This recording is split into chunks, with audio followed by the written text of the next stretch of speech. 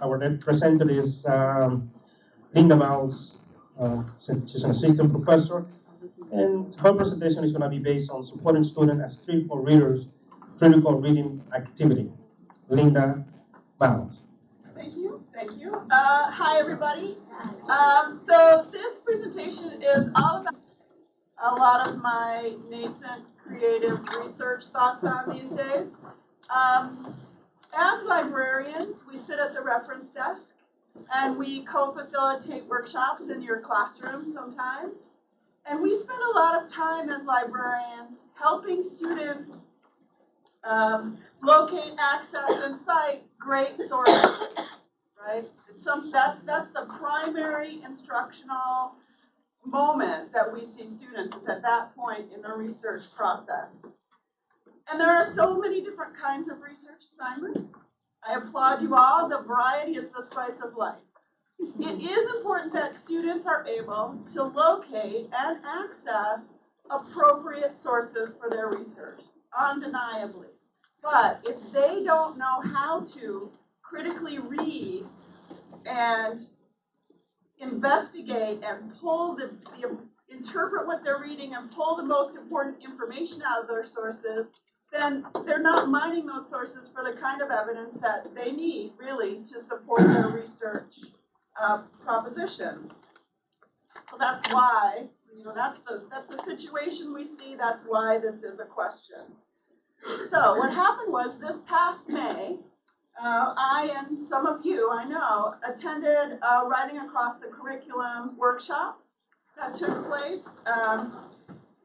The guest speakers were Stephen Perlman and David Carrillo from the Critical Thinking Initiative. And a lot of things got buzzing in my mind after the activities of that. Actually, I'm going to use that. Sorry. Not that slide, but anyway, sorry. So what I did was I adapted from some of the activities we did that day. I adapted and developed a critical reading activity. And I'm going to go ahead and show you this and just go through quickly what the steps are. If you turn off the lights in the front. So I'm going to go through the steps, but you may or may not be able to read this. And it's also in your program. Okay, so first students are asked to read the article through from start to finish. They do this for each of the articles for their research project. Second, they're asked to look back through the article and fill in the blanks in the following sentence in order to establish what the author's main point is. To develop his or her assertion that the author's main point, fill in the blank. The author states that, and then you fill in the blank with the reasoning or evidence that the author uses. So this is a way to condense the author's main point. The student is given a second note here that says, note, you may or may not agree with the author. The sentence is about his or her main point, not what you think about it. So it's a way for them to really take on the perspective of the author themselves.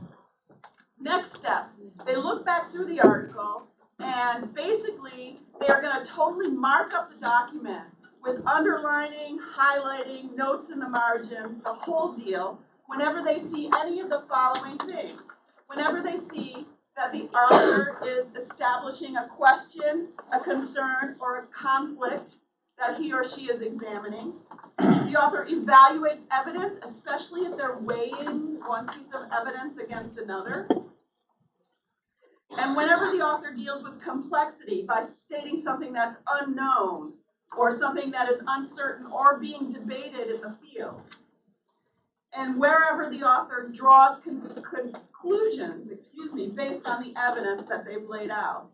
And then they make a copy of this with all of their notes in it. They turn in the sentence, and they turn in the article itself with all of the notes to their professor. This is a way to get students from that checklist that they sometimes focus on, right? Find 3 peer-reviewed articles. Check, write paper.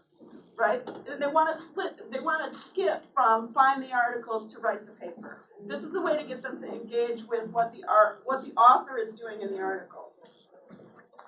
All right, so what happened next with this project is I worked with some of the other people who attended that Writing Across the Curriculum workshop.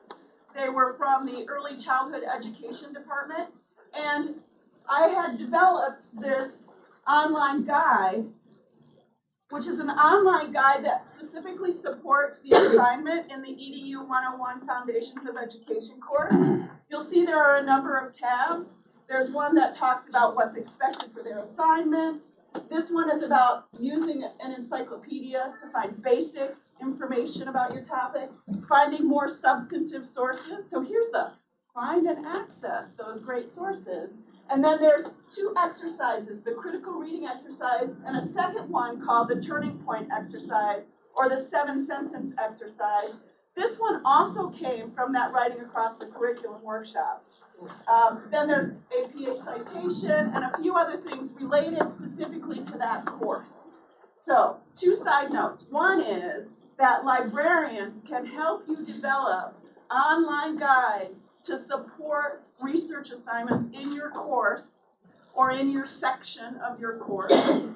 And then, side note number 2, this guide is automatically programmed to appear in Blackboard for every EDU 101 course.